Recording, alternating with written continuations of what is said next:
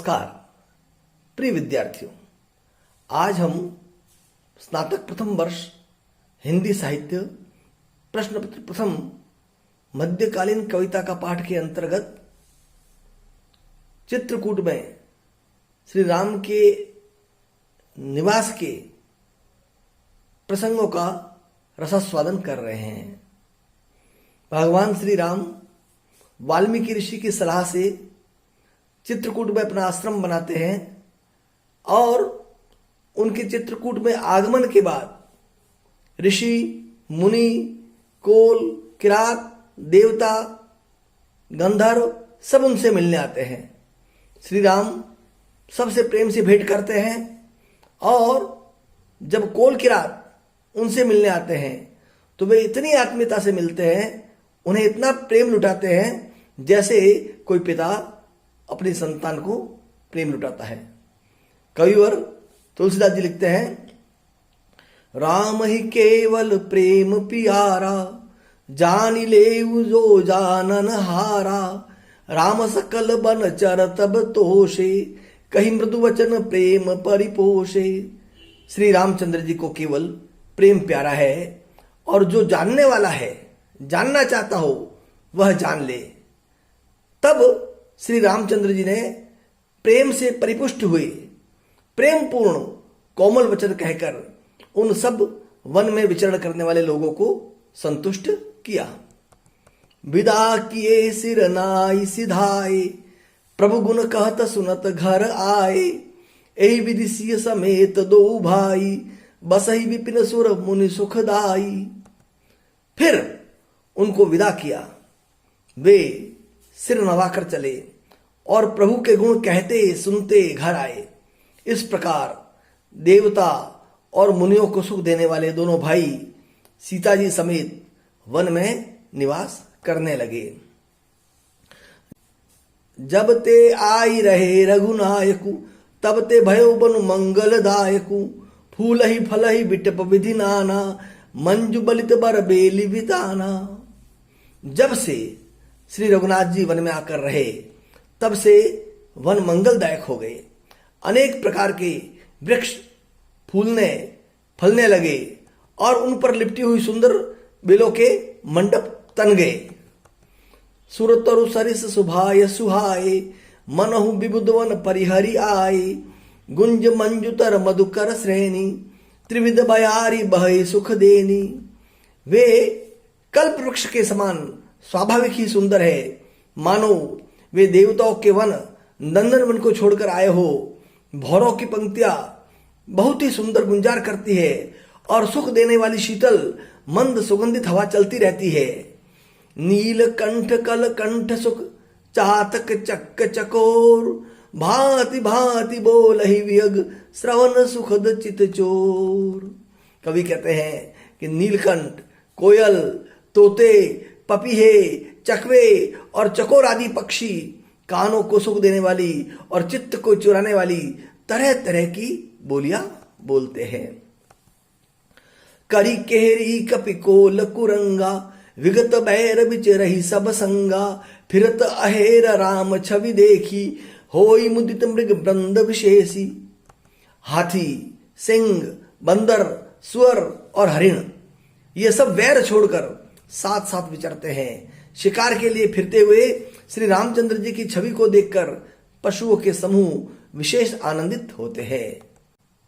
विबुध विपिन जह लग जग माही, देखी राम बनु सकल सिहाई, सुर सरि सरसई दिन कर कन्या, मेकल सुता गोदावरी धन्या।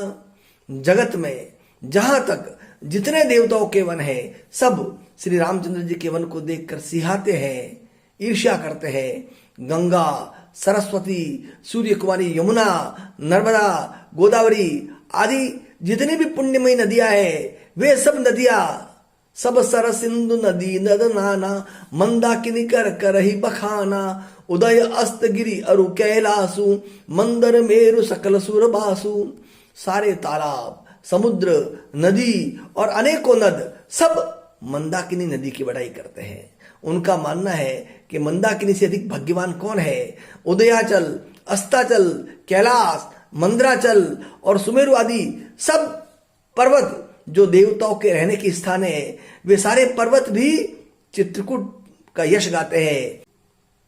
शैल हिमाचल आदिक जेते, चित्रकूट जस गावहि तेते। बिंदि मुदित मन सुख न समाई, श्रम बिनु विपुल बढ़ाई पाई। हिमालय आदि जितने पर्वत है सभी चित्रकूट का यश गाते हैं। विंध्याचल बड़ा आनंदित है, उसके मन में सुख समाता नहीं, क्योंकि उसने बिना परिश्रम ही बहुत बड़ी बड़ाई पाली है।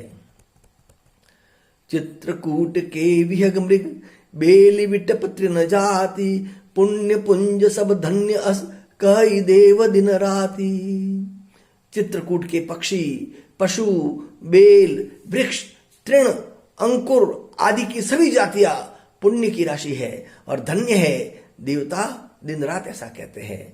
देवताओं का मानना है कि चित्रकूट पर्वत, मंदाकिनी नदी, चित्रकूट के पक्षी, पशु, बेल, वृक्ष सब सौभाग्यशाली है जिन्हें श्री राम का सानिध्य प्राप्त हुआ। नयनवंत रघुबर बिलो की, पाई जन्म फल होई बिसो की।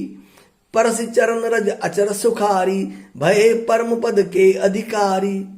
आंखों वाले जीव श्री रामचंद्र जी को देखकर जन्म का फल पाकर शोक रहित हो जाते हैं और अचर पर्वत, वृक्ष, भूमि, नदी आदि भगवान की चरण रज का स्पर्श पाकर सुखी होते हैं। यों सभी परम पद मोक्ष के अधिकारी हो गए। सोबनु शैल सुभाय सुहावन, मंगलमय अति पावन पावन। महिमा कही कवनि विदितासु, सुख सागर जह कीन निवासु। वह वन और पर्वत स्वाभाविक ही सुंदर, मंगलमय और अत्यंत पवित्रों को भी पवित्र करने वाला है। उसकी महिमा किस प्रकार कही जाए, जहां सुख के समुद्र श्री राम जी ने निवास किया है। पय पयोदित जी अवध बिहाई, जह सिय लखन राम रहे आई। कही न सके सुषमा जसी कानन, जो सत सहस होई सहसानन।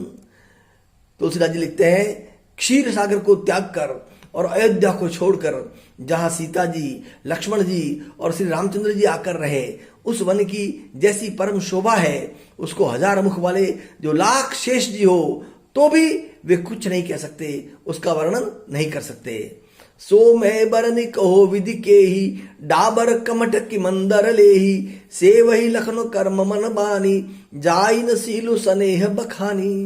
वे कहते हैं, उसे भला मैं किस प्रकार से वर्णन करके कह सकता हूं।